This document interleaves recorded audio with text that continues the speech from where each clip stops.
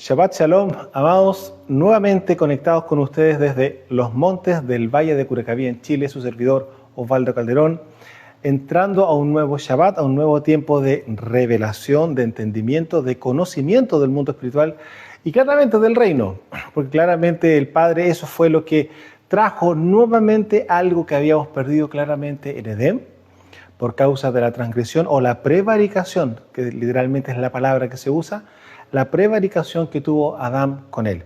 Bueno, y eso y muchas otras cosas más están justamente resumidas en este hermoso libro que se llama Conociendo la Vida Eterna, y es un resumen, como ya lo hemos dicho más de alguna vez, desde Bereshit hasta Apocalipsis o el libro de Revelaciones, y donde claramente tenemos mapas, tenemos los nombres originales y claramente una conexión del hilo en el espacio del tiempo, desde el principio hasta el fin, en una línea de tiempo para poder entender justamente las cosas que están muchas veces enredadas, lo digo de esa forma, confundidas, no entendidas o no comprendidas claramente a causa de que la religión ha tirado un montón de información y claramente no con el afán de que nosotros entendamos, mucho menos que podamos acceder a un nivel de espiritualidad o un nivel de crecimiento espiritual mayor, imposible, puesto que la religión opera absolutamente a lo contrario. Y es justamente eso es lo que el Ruach HaKodesh hizo durante un tiempo con nosotros y nos hizo justamente hacer un resumen hermoso, no es un resumen, sino ¿para qué hacemos un resumen? Leemos la Escritura. Es un resumen de la Escritura de principio a fin. Así que los dejamos invitados a nuestros amigos de YouTube a que se conecten en nuestra página de Facebook y pongan ahí justamente en los comentarios de las enseñanzas su correo electrónico para que puedan acceder en forma absolutamente gratuita al PDF de este hermoso libro que se llama Conociendo la Vida Eterna. Al pedirnos justamente el libro, claramente ustedes van a poder tener el acceso a que podamos estudiar juntos e ir explicando, revisando, porque realmente van a haber muchas preguntas, porque es obvio, cuando nosotros empezamos a conocer la verdad y empezamos a entender, tal cual como Mashiach lo hizo en Lucas 24, cuando les abrió el entendimiento a los talmidim, a los discípulos, claramente las escrituras toman un nuevo matiz, un nuevo nivel de profundidad, un nuevo nivel de entendimiento, y claramente vamos viendo cómo las señales que hoy día están en el planeta se están haciendo tangibles, están entendiéndose el por qué, el cómo y el cuándo. Efectivamente, Mashiach nos viene a rescatar justamente en el rescate, en el gran rescate o el rescate final. Así que, amados, los dejamos invitados a que puedan accederlo de forma absolutamente gratuita. Sus conexiones por su correo electrónico, le enviamos el PDF y asignamos un tiempo de estudio y revisión de la Escritura para ir justamente aprendiendo, conociendo, y claramente esto tiene niveles básicos y también en niveles más profundos dependiendo de las preguntas que se hagan en el transcurso de la enseñanza. No hay horarios, el horario que usted le acomode en el país que usted esté, a la hora que usted necesite, que pueda usted justamente dedicarle un tiempo al estudio de la Escritura del Tanaj. Claramente vamos a estar disponibles al horario que usted necesite, que usted disponga. Así que por favor no se haga ningún problema, no importa la nación en la cual usted esté, vamos a estar ahí presentes y justamente vigentes para poder justamente estudiar con usted y gozarnos en la revelación y en la manifestación del poder del Padre en las vidas. Así que los dejamos invitados a que puedan acceder a ese material, y hoy vamos a tocar un tema que yo creo que no se ha tomado la conciencia, y eso es además que claro que es así, porque en el ámbito religioso, que lo voy a decir de esa forma, se ha menospreciado muchos de los símbolos o muchos de los elementos que fueron diseñados por el Padre, ¿no es cierto?, en los Shamaín, y que se le entregó justamente estos diseños a ¿quién? A Moshe, en el desierto. Puesto que como la religión ha hecho creer de que las personas que han recibido a Mashiach, ¿no es cierto?, no siendo judías, son los gentiles que aparecen en las Escrituras, ¿no es cierto?, y que eso corresponde a las naciones, están exentos claramente de todo, entre comillas, como así lo leen, el judaísmo. Y esto no es judaísmo. Los elementos que estaban dentro del Mishkan, o conocido como el tabernáculo de reunión, no es judaísmo, amados. Esto es elementos proféticos y diseños que están establecidos en los Shamaín, en el reino celestial, ¿no es cierto? Y que fueron copiados y traspasados al plano natural, terrenal. ¿Para qué? Para que el Padre tuviera justamente un tiempo físico, un tiempo de presencia en medio de su pueblo. ¿Por qué lo comento así? Porque ahí nosotros conocemos justamente el tema del tabernáculo de reunión, ¿no es cierto? Y claramente los elementos que estaban dentro de todo el tabernáculo. Recordemos que estaban los patios, bien conocidos como los atrios también, ¿no es cierto? Donde encontramos dos elementos. Encontramos el lugar donde se hacían los sacrificios, ¿no es cierto? Que es la ofrenda quemada. Y también encontramos el lavacro, o bien el lavatorio que era de espejos de bronce, para justamente poder acceder eventualmente, ¿no es cierto?, al Mishkan, donde encontramos el lugar santo, ¿no es cierto?, y el santísimo, que así está traducido en el español, pero es el lugar Kadosh y el Kadosh Kadoshim, ¿ya? Entonces, en este caso, encontramos dentro del lugar Kadosh, ¿no es cierto?, el lugar santo, tres elementos. ¿Se acuerdan? Tenemos a la derecha, porque recordemos que la ubicación del tabernáculo estaba mirando hacia el occidente y la entrada era desde el poniente, es decir, mirábamos hacia la puesta del sol y ahí estaba justamente la orientación, la ubicación justamente del tabernáculo. Ahora, el norte, claramente hacia el norte, por decirlo, hacia el lado derecho, si yo entro mirando justamente hacia la puesta del sol, hacia el lado derecho mío me encontraba con una bandeja con los panes de la presencia que correspondían a un pan por cada una de las tribus, es decir, habían 12 panes. En el centro, frente a justamente a las cortinas que me separaban del Kadosh Kadoshim, del lugar santísimo, donde encontraba justamente el arca, ¿no es cierto?, el arca donde estaban puestas las tablas, ¿no es cierto?, de zafiro, que el Padre, donde escribió el Padre justamente toda la Torá, estaban dentro del arca. Bueno, había una cortina, ¿no es cierto?, con técnicamente 4 pilares que sustentaban ese sector.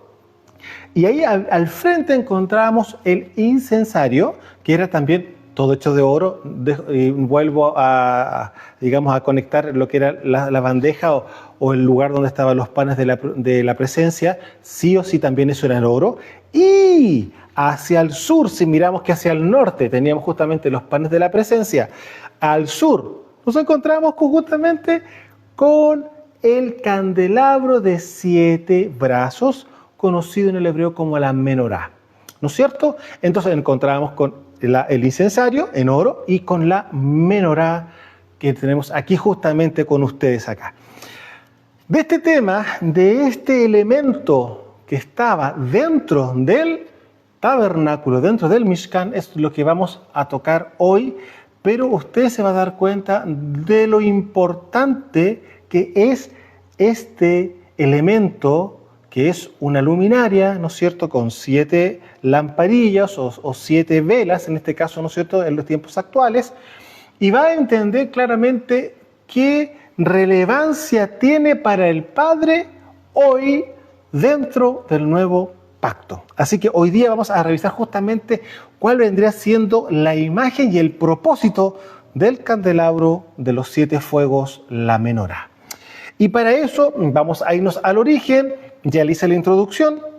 Vamos a irnos justamente a Éxodo, al capítulo 25 del verso 31 en adelante, donde está el diseño, las especificaciones técnicas de cómo había que hacer justamente este elemento que iba a estar dentro justamente del Mishkan y alumbrando dentro del Mishkan también. Y Éxodo 25 del verso 31 en adelante leemos así: el Padre hablándole a Moshe: harás además un candelero de oro puro, labrado a martillo, se hará el candelero. Su pie, su caña, sus copas, sus círculos de hojas de sus flores serán de lo mismo, es decir, todo completo. Acá claramente no tenemos todos los detalles, como ustedes pueden ver, ¿no es cierto?, que aparece acá en la escritura, porque claramente la menorá a lo largo de los siglos, a niveles comerciales, lo digo de esa forma, claramente han ido bajándole muchos detalles para poder hacerla comercial, y lo importante claramente vienen siendo las 7 luminarias, las 7 velitas que habría que colocar acá, y que nosotros aquí ustedes pueden darse cuenta que están, no, esto no es una fotografía, esto no es tampoco electrónico, son velas reales. Las encendemos y aquí aprovecho de decir, sí o sí, cuando en una congregación existe una menorá, quien debe encender las velas es justamente el roe o el ministro. No son mujeres las que hacen esa labor, ¿ya? No pueden ser mujeres, deben ser varones. Tanto así que por eso vamos a revisar la escritura, porque van a ver muchas cosas. Si hay comunidades, congregaciones justamente que operan dentro de su congregación con una menorá, son los varones, y en este caso literalmente debería de ser el roe, ¿no es cierto?, el pastor, el que encendiera justamente el candelabro. Verso 32, y saldrán 6 brazos de sus lados, 3 brazos del candelero a un lado y 3 brazos al otro lado, tal cual como ustedes lo ven acá. 3 copas, aquí obviamente no están, que son justamente en este vástago central, y después va a mostrar justamente los laterales. Leo lo siguiente. 3 copas, verso 33. 3 copas en forma de flor de almendro en un brazo con sus hojas y su flor, y 3 copas en flor de almendro en el otro brazo, exactamente lo mismo. O sea, deberían haber acá 3, 1, 2, 3, lo mismo acá, 1, 2, 3, exactamente lo mismo en los 6 brazos. 3 copas para acá, a la central exactamente lo mismo, y luego vamos a ver qué es lo que pasa acá en la vara central, ¿ya? Y en la caña central, verso 34, en la caña central del candelero 4 copas en forma de flor de almendro. Aquí deberían de haber 1, 2, 3, 4, más, escuche bien esto, las 3 que corresponden al vástago central también, curiosamente, no digo curiosamente, pero da un número claramente de 7 también, ¿ya? Luego voy a explicar por qué de flor de almendro. Y ya, en la caña central del candelabro, 4 copas en forma de flor de almendro, con sus hojas y sus flores. Habrá hojas debajo de los 2 brazos del mismo, otras hojas debajo de los otros 2 brazos del mismo, y las hojas debajo de los otros 2 brazos del mismo. Así para los 6 brazos, como ya lo había dicho anteriormente, que salen del candelero. Sus hojas y sus brazos serán de una pieza, y todo ello una pieza labrada a martillo de oro puro, ¿ya? Y le harás 7 lamparillas, que ahí entramos a la parte final, que es la parte superior, ¿no es cierto?, las cuales encenderás para que alumbren hacia adelante. Verso 40, saltemos al verso 40. Y aquí aparece justamente cómo fue que Moshe sabía de lo que le estaba hablando. Mira y hazlo conforme al modelo que te ha sido mostrado en el monte. El Padre le entregó una visión, ¿no es cierto?, y abrió y vio cómo era justamente la conocida hoy día menorá. Y ahí están las especificaciones técnicas de la construcción de la menorá. Estamos viendo los orígenes. Ahora observe lo siguiente. Éxodo del capítulo 25, saltamos al 27. 2 capítulos más adelante, en el verso 20, acá hay especificaciones también técnicas con respecto a cómo se iba a encender y con qué elemento se iba a producir justamente la mantención de las llamitas de la menorá. Verso 20 de Éxodo 27. Y mandarás a los hijos de Israel que te traigan aceite puro de olivas machacadas para el alumbrado. O sea, ya sabemos que la fuente de energía que va a ocupar justamente la menorá va a ser aceite de oliva. Mire qué maravilla, ¿ya? Aceite puro de olivas machacadas para el alumbrado, para hacer arder continuamente las lámparas. En el Mizcán, afuera del velo que está delante del testimonio, que es lo que yo les acababa de explicar hace un rato atrás, ¿no es cierto?, las pondrás en orden, Aarón y sus hijos, para que ardan delante de Yahweh desde la tarde hasta la mañana.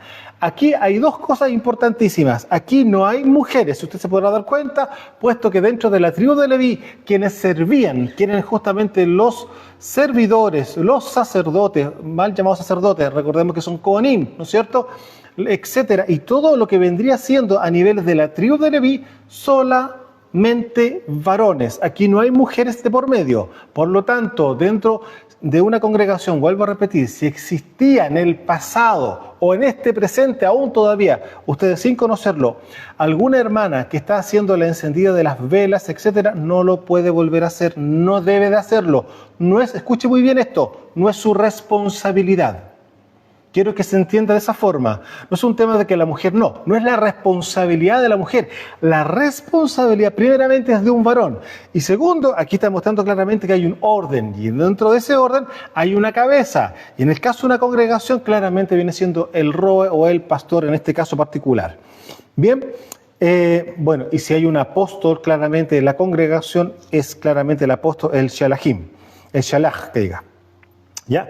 Entonces, en el Mishkan, fuera del velo que está delante del testimonio, ¿no es cierto?, las pondrás en orden a Aarón y sus hijos, para que ardan delante del Eterno, delante de Yahweh, desde la tarde hasta la mañana, como estatuto perpetuo de los hijos de Israel por sus generaciones. Es decir, hasta hoy día, entendiendo que todo lo que hemos ya conocido de la historia de nuestra nación, ¿no es cierto?, las deportaciones, etcétera, etcétera, la última deportación o la última diáspora, conocida como la diáspora de Roma, años 70, claramente inhabilitó absolutamente todo el fluir de este mandamiento, claramente que debería haber estado por siempre y para siempre, claramente cuando no se hubiese transgredido la Torá como lo hicieron nuestros padres, no en una, sino que en muchas ocasiones, lo cual implicó varias diásporas con Asiria, con Babilonia, luego claramente con los medo-persas, para que hablamos de Grecia, para que hablamos de lo que implica justamente Roma finalmente. Entonces, cuando entendemos que este viene siendo el diseño, aquí claramente era para mantener la luz dentro de la noche, dentro del Mishkan, dentro del tabernáculo. Entonces, al atardecer entraba Aarón, o claramente uno de sus hijos, y llevaba la restitución, ¿no es cierto?, de lo que ya se había gastado durante la noche anterior, y rellenaba las lamparillas y luego las encendía. Lo más probable, que aquí es una cosa como lógica cuando uno ya entiende justamente los diseños del Padre, cuando dice desde la tarde hasta la mañana, eso implica justamente cuando está iniciando, que usted bien sabe que los días se inician en la tarde a la salida justamente del lucero. Entonces, en ese instante, cuando el lucero ya estaba por aparecer, claramente ya había uno de los Kohanim, uno de los servidores, ¿no es cierto?, dentro del Mishkan, dentro del lugar santo, dentro del lugar Kadosh, para hacer justamente el encendido de las velas de la menorá. Y esa cantidad de aceite de oliva que tenía cada una de las lamparillas, sí o sí tenía que durar, había un cálculo, ¿no es cierto?, hasta el día siguiente en la mañana. Entonces, por la mañana, claramente se entraba, se revisaba y se veían que estuvieran todas las cosas en orden, y ahí se sabía que ya claramente tenía, porque claramente había que ver todos los cálculos para que eso operaran y no se fuese a apagar ni una de las velas durante la noche, sino que amanecieran encendidas y luego se apagasen a causa del consumo de todo el aceite que estaba en cada una de las lamparillas. Ya, dicho esto, ahora esto lo vamos a llevar a cuál era el propósito, porque tenemos que tener claro que todo el tabernáculo, todo el Mishkan claramente es un gran elemento profético de todo lo que vendría a ser lo que Mashiach haría en nosotros y con nosotros. ¿Por qué digo con y en? En cada una de las personas y en un conjunto con muchas personas. Y eso llévelo a niveles de comunidades, congregaciones, que es la otra palabra. Recordemos que se llaman asambleas mesiánicas, no son iglesias. De hecho, la religión transformó eso a iglesia, a lo que nosotros conocemos, que eso ocurre desde el año 100 en adelante, donde se le cambia el nombre justamente a las asambleas de Mashiach, ¿no es cierto? Y también se le cambia el nombre a los discípulos de Mashiach, conocidos en su época claramente como los discípulos de Yeshua Nazaret, y Yeshua Nazaret claramente tenía sus discípulos que eran Notzurim, que vendrían siendo nazarenos, es decir, a cómo se le conocieron a los discípulos a su principio, claramente eran los nazarenos. ¿Por qué? Porque eran discípulos de Yeshua Nazaret, de Jesús de Nazaret, para que se pueda entender, ¿no es cierto?, cómo se conoce en el español. Mal traducido de esa forma, claramente. Pero bueno, aquí vamos a entrar a este número que es muy importante para nosotros, que son el número 7. Ahora, aquí hay muchos 7 que están dentro de la escritura. Primeramente, hoy, ¿qué día es? Shabbat. ¿Qué día es? Es el séptimo día. donde reposamos. Aquí nosotros técnicamente sí podríamos ver justamente los días de la semana, ¿no es cierto? Ahora yo pregunto, ¿cuántas fiestas son las que el Padre estableció en su calendario real? ¿No son 7 las fiestas? Mire, no digo que curioso, sino que mire, acá tenemos también representadas las 7 fiestas. Se puede dar cuenta que este elemento, la menorá, no es cualquier cosa. Ahora, observe lo siguiente, voy a ir un poco más atrás. Si esto usted, yo no sé si usted en el ámbito agrícola o bien en el paisaje que usted tiene, ¿no se habrá dado cuenta que como por diseño pareciese un árbol con sus ramas abiertas también? Y si esto aún más nos llegamos a profundizar en esa área, podríamos pensar que el árbol de la vida podría haber tenido una semejanza física muy similar a esta. ¿Podríamos llegar a pensar eso? ¿Sabe, amado? Hay muchas cosas que en la Escritura no están registradas, pero sí nosotros, entendiendo justamente los diseños celestiales y entendiendo las Escrituras, podemos, no es adivinar ni mucho menos, no, podemos llegar a pensar que podría de ser de tal o cual forma. Esto no es una interpretación, sino que es una meditación en relación a los diseños y a lo que la Escritura en sí mismo nos habla. Porque si estuviéramos haciendo congruencias, diríamos, mira, esto con esto podría ser esto otro. No, es pensar un poco más allá. Eso implica meditar en las Escrituras y meditar claramente en los diseños que el Padre tiene. Vamos bien hasta acá, ¿no es cierto? Número 7, los 7 días de la semana, las 7 fiestas, ¿no es cierto?, del Padre. Y aquí vamos a irnos más adelante, dentro de la misma Escritura, vamos a irnos a los profetas. Y usted, yo creo que ya debe saber a qué profeta vamos a llegar. Vamos a ir justamente al libro de Isaías, en el capítulo 11, claramente donde aparecen 7 espíritus o 7 rujot, que se dice en el hebreo, ¿no es cierto? Y va en relación directa con Mashiach.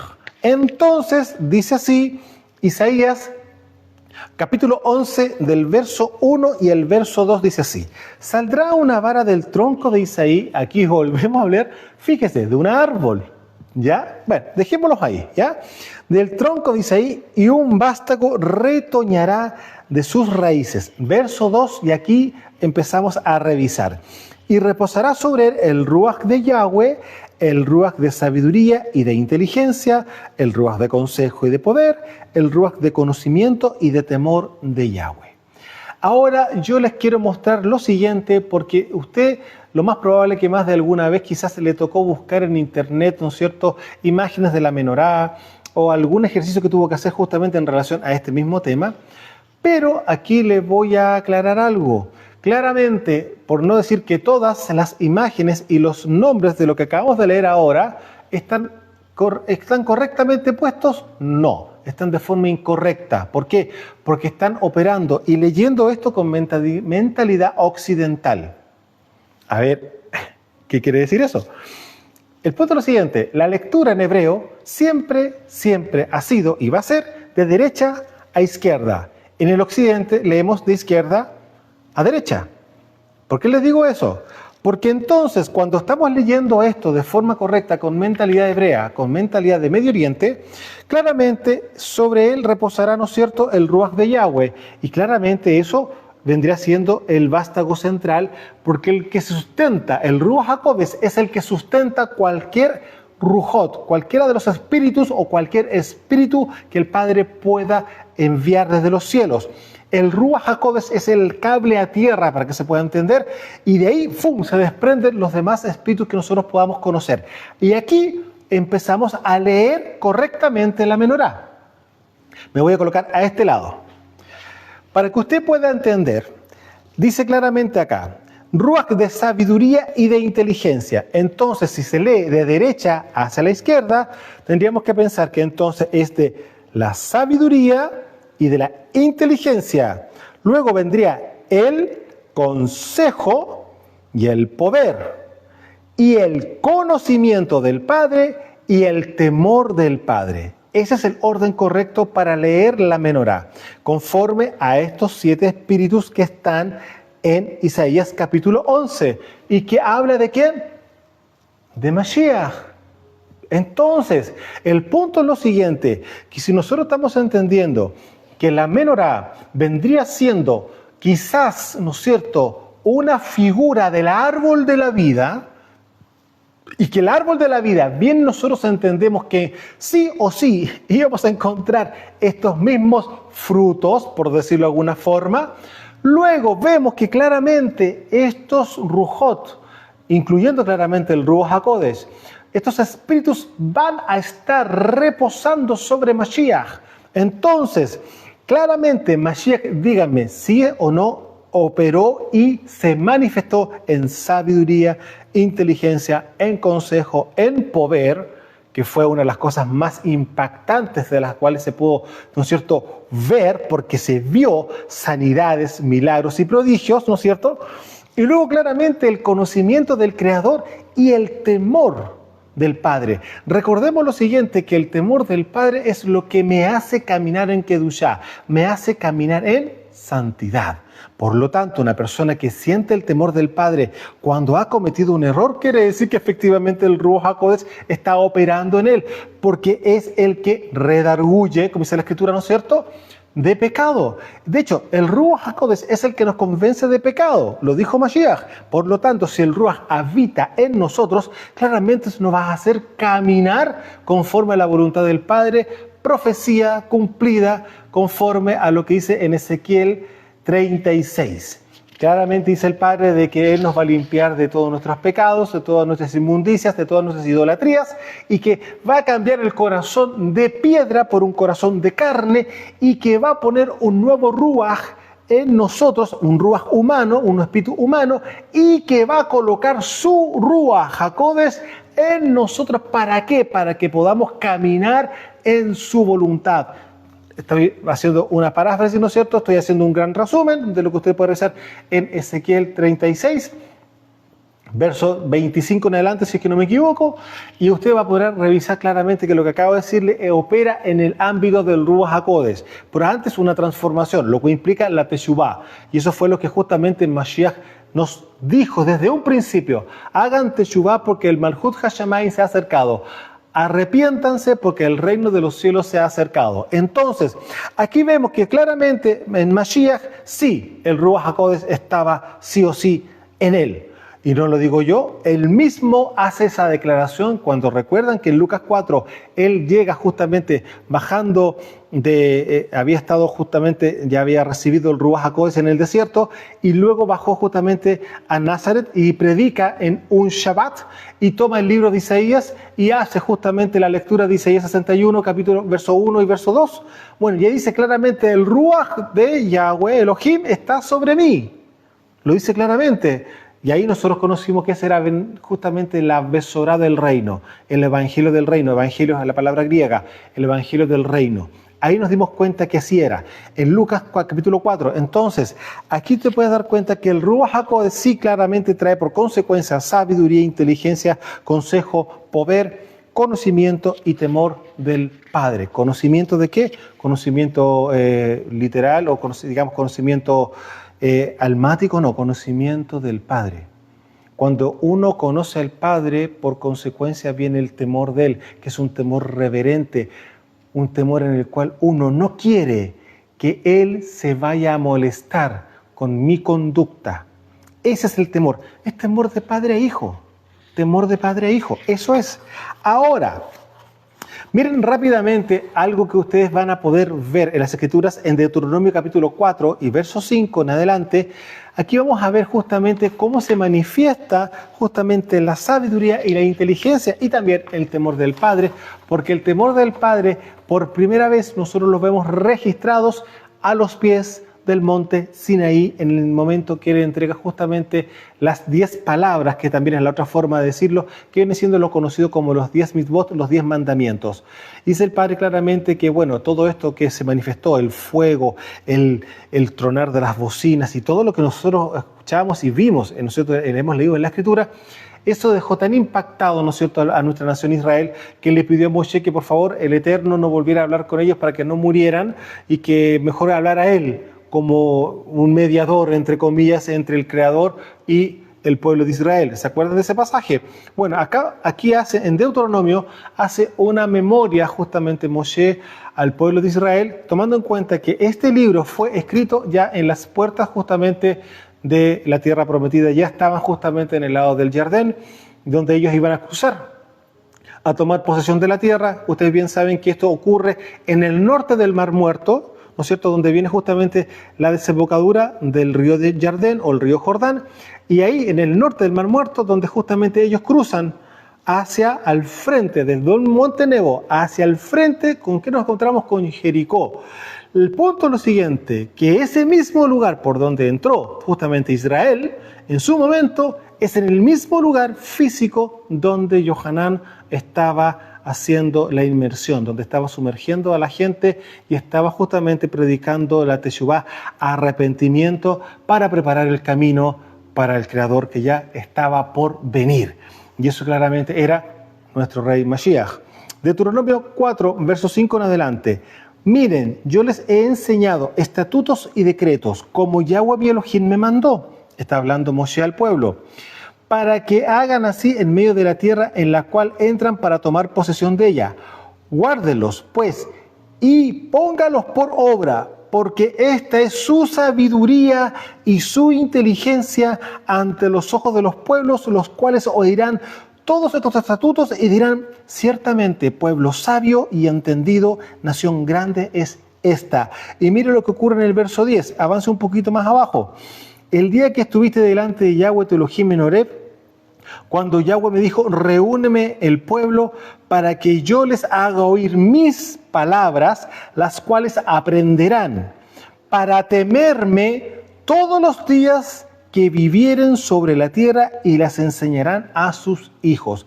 Aquí usted se puede dar cuenta que vemos tres cosas, tres elementos. La sabiduría y la inteligencia va de la mano ¿con qué? Con la Torá. Y lo otro, que la manifestación que acabo de comentar, que se manifestó justamente ese día a los pies del monte Sinaí, el monte humeando, el temblor en la tierra, arriba el fuego, las nubes, etcétera, y todo una cosa impresionante, el sonido de shofar, sonido de bocinas aparece, ¿no es cierto?, de trompetas también. Todo eso era cuando el Padre estaba hablando, entregando claramente los primeros 10 mandamientos, los primeros 10 misbot. Ahora, aquí dice claramente que Él hizo todo eso para que el pueblo empezara a temerle y se diera cuenta que no era un Dios como los dioses que ellos habían conocido durante esos 430 años que habían estado ¿en dónde? En Egipto. Puesto que ninguna de las estatuas, por decirlo de alguna forma, o de los dioses que ellos conocieron, ninguno tuvo una manifestación tan impresionante y extraordinaria, aparte de lo que ya habían experimentado con las 10 plagas que habían azotado a Egipto, lo cual implicaba que era la primera guerra espiritual que se había dado, justamente donde el Elohim de Israel, el Dios de Israel, había hecho guerra con los 10 dioses principales de Egipto. Y es por eso que fueron 10 plagas, no es una casualidad, es una guerra que hubo con cada uno de los dioses principales que tenía Egipto en su momento.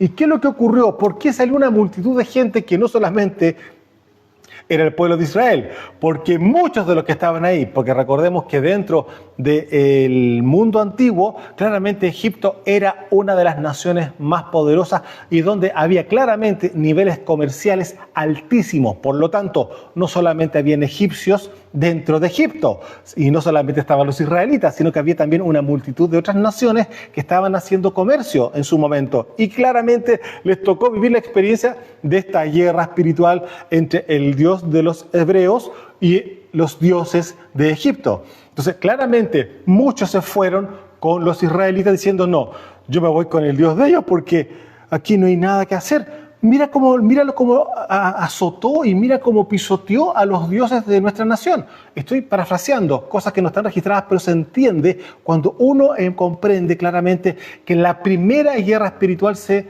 dio justamente en ese momento. Algo que no iba a cambiar cuando Mashiach da la última guerra espiritual en el madero del Gólgota.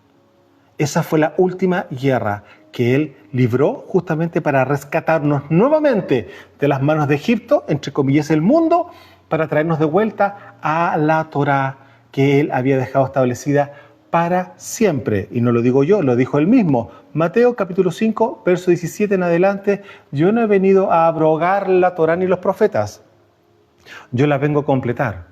Y no pasará ni una yod ni una cost de toda la Torá hasta que todo sea cumplido. Eso que implica claramente va a estar incorporada dentro del milenio, obviamente que sí, para todas las naciones. Y luego cuando entremos a la tercera semana de la creación, que eso implica justamente cielos nuevos y tierra nueva, ahí va a estar la Torá en nosotros y en todo el planeta, lo cual nadie va a enseñar, y ahí se cumple la palabra profética que aparece también en Isaías, nadie va a enseñar a su compañero, ¿no es cierto?, ven y conoce a Elohim, ven, conoce a Yahweh. No, porque todos lo conocerán.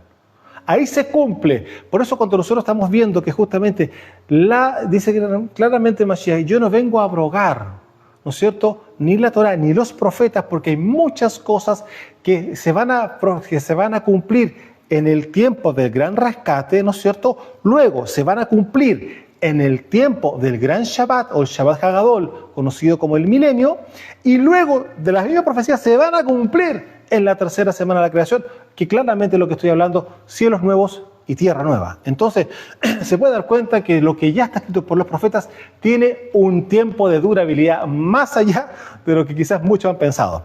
Pero bueno, volviendo a las escrituras, aquí les estoy mostrando claramente que el Padre está mostrando en estos pasajes acá en Moshe, en Deuteronomio, que hay sabiduría e inteligencia en la Torá. Y claramente la primera manifestación de poder y gloriosa que el Padre tuvo cara a cara, entre comillas, o de voz al pueblo, ¿no es cierto?, literalmente en el monte Sinaí, se manifestó de esa forma para que el pueblo temiera y se diera cuenta que esto no era un Dios de piedra como los que habían conocido justamente en Egipto, sino que era algo totalmente distinto y que era alguien.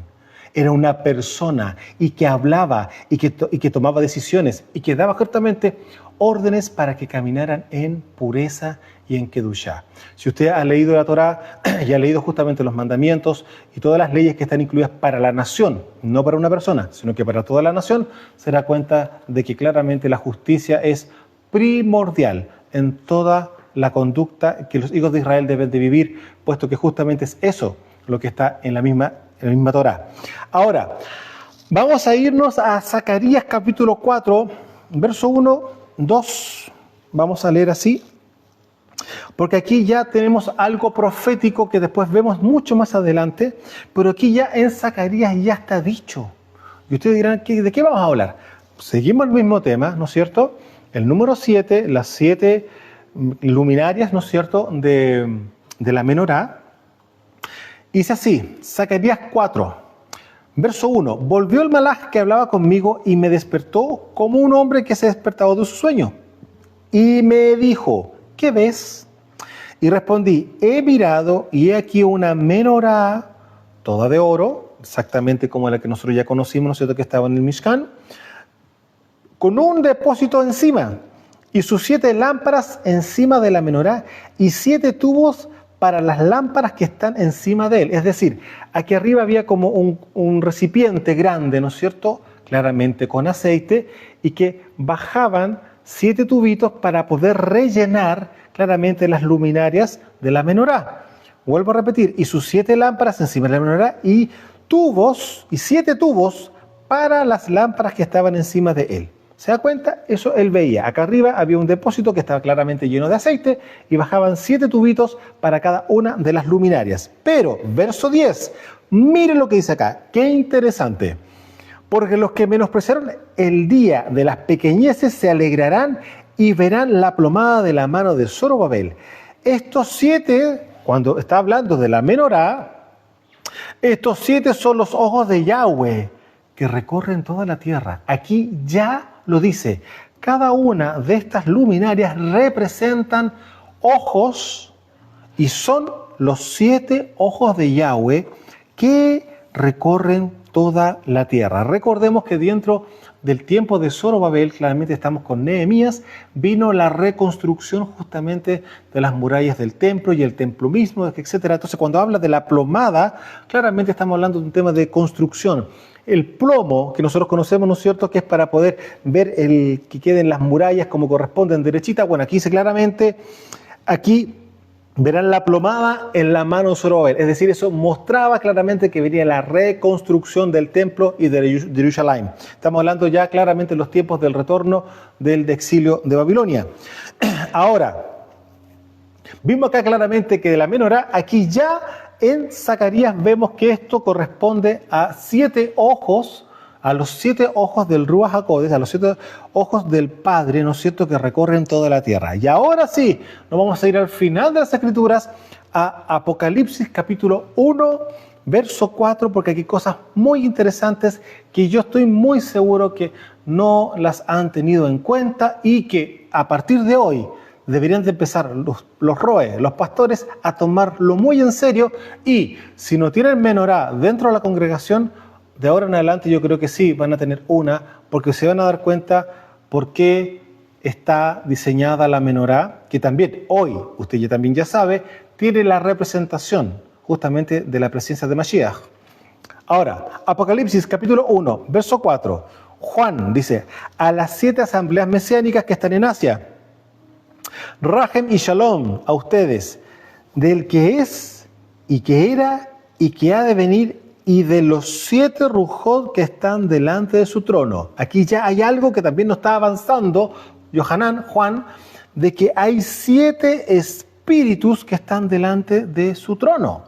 Ahora, el punto es lo siguiente, que la ubicación del Mishkan, ¿no es cierto?, del tabernáculo, nosotros sabíamos que esto quería alzarse justamente hacia el norte, porque claramente quería estar por sobre las estrellas de Elohim. ¿Se acuerda cuando revisamos ese pasaje?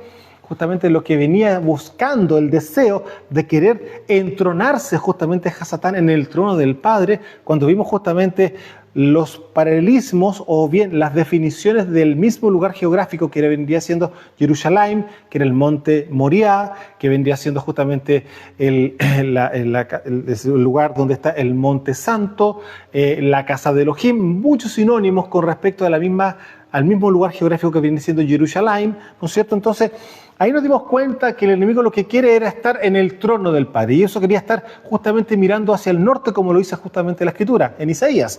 Pero el punto es lo siguiente, acá estamos viendo que en Apocalipsis ya Yohanan nos está mostrando algo, dice, y de los 7 Rujot que están delante de su trono, los 7 espíritus que están delante de su trono. Y aquí nosotros nos estamos dando cuenta que cada uno de estos números 7 que tenemos acá, estas 7 lamparillas que tenemos sobre la menorá, corresponden también a Isaías 11, que es los 7 espíritus que van a estar en Mashiach.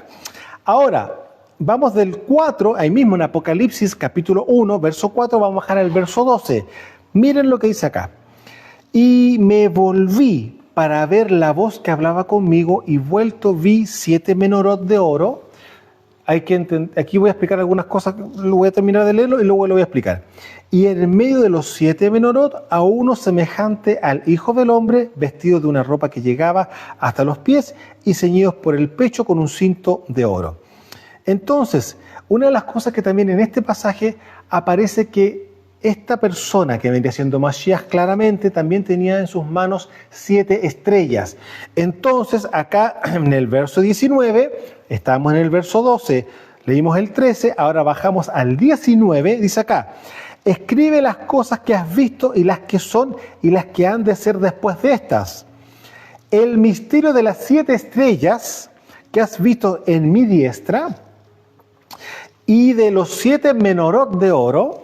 Las 7 estrellas son los 7 malachim de las 7 asambleas mesiánicas, y los 7 menorot, o los 7 candelabros que has visto, son las 7 asambleas mesiánicas. Aquí vamos a detenernos un momento y vamos a profundizar un poco más esto, porque es sumamente importante entenderlo, puesto que nosotros también hemos tenido experiencias en relación a esto mismo. Y claro, uno lo tenía entendido, pero cuando uno experimenta cosas que son literalmente espirituales, con el candelabro, uno dice, esto es más allá de lo que uno se imagina, y lo es así. Aquí usted se puede dar cuenta de que existen 7 candelabros. Ahora, en la mentalidad occidental, un candelabro no es de 7 brazos, es de un solo elemento sustentor de una vela, por decirlo de alguna forma. Uno dice un candelabro y acá en el occidente se piensa se deposita una vela. Ahora, si es un candelabro de 3 brazos, la persona mira un candelabro de 3 brazos.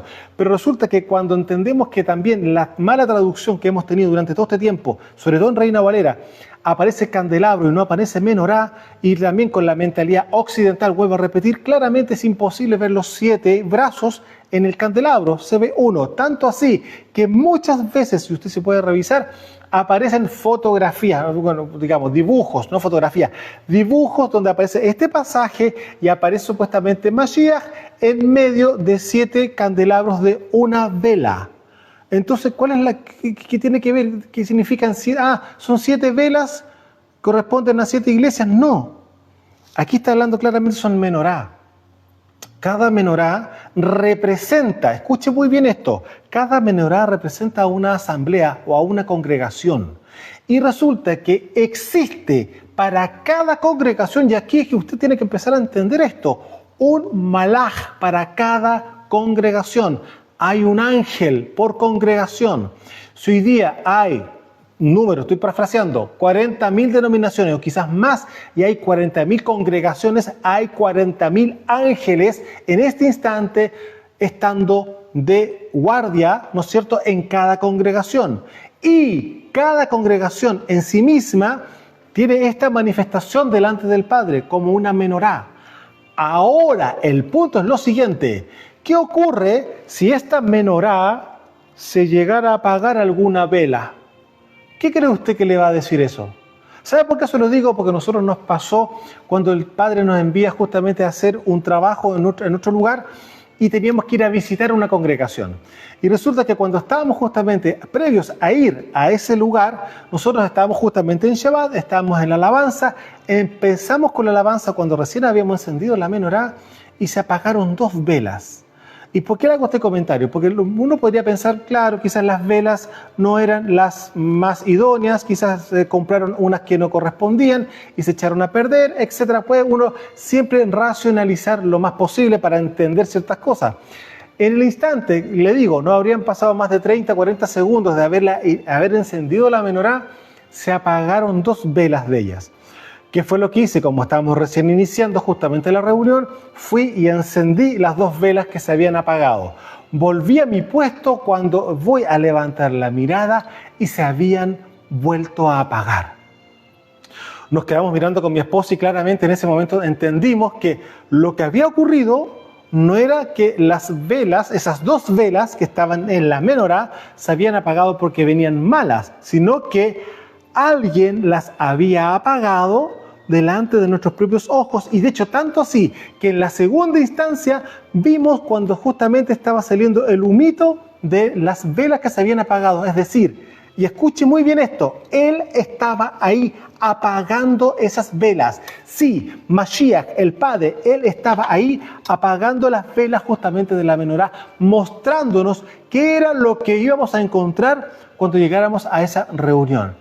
Y efectivamente, esas 2 velas que se habían apagado, aquí usted bien sabe que tenemos la sabiduría y la inteligencia, ¿no es cierto?, el consejo y el poder, tenemos el conocimiento y el temor, y estas 2 velas estaban apagadas. ¿Eso qué implica? Que no había consejo y tampoco había conocimiento del Padre. Y efectivamente fue lo que nos encontramos con ese lugar. Luego de eso, nos encontramos que claramente con el pasar del tiempo hubo reuniones con personas de esa congregación, de ese lugar, y también se nos apagaron las velas cuando esas personas estaban por visitarnos en esos días. Y claramente nos dimos cuenta las falencias que habían en esas personas. Por eso les dije en un principio, la menorá está diseñada para que esté encendida en nosotros y en la congregación. ¿Eso qué implica? Que si ustedes tienen la menorá ahora en adelante en sus congregaciones, el pastor va a poder medir visualmente, claramente, cómo está la congregación, con un trabajo claramente previo a ordenarlos, a liberación y todo lo que claramente un roe tiene que hacer. Recordemos que el trabajo del roe consta de dos cosas, pastorear y apacentar. Dentro del apacentar está claramente el tema de liberación. Entonces, nosotros vivimos esa experiencia y nos fueron una vez, fueron cerca de 4 o 5 ocasiones en las cuales experimentamos que se apagaban las velas y luego cuando terminó ese periodo de tiempo, esas velas las volvimos a encender y no se apagaron. Entonces nos quedó más que claro que sí o sí el Padre nos estaba respaldando y nos estaba mostrando frente a qué circunstancias nos íbamos a presentar, frente a qué circunstancias nos íbamos a encontrar. Ahora usted se podrá dar cuenta que no es casualidad que aquí aparezca justamente en Apocalipsis que las 7 menorot, que es la forma plural de decir menorá, ¿no es cierto?, correspondían a las congregaciones. Cada congregación debería tener sus menorá, las menorot, ¿no es cierto?, encendidas. Y hay un ángel, un malaj por cada congregación para ayudar, para defender, para todo lo que implica ataques de brujería, hechicería.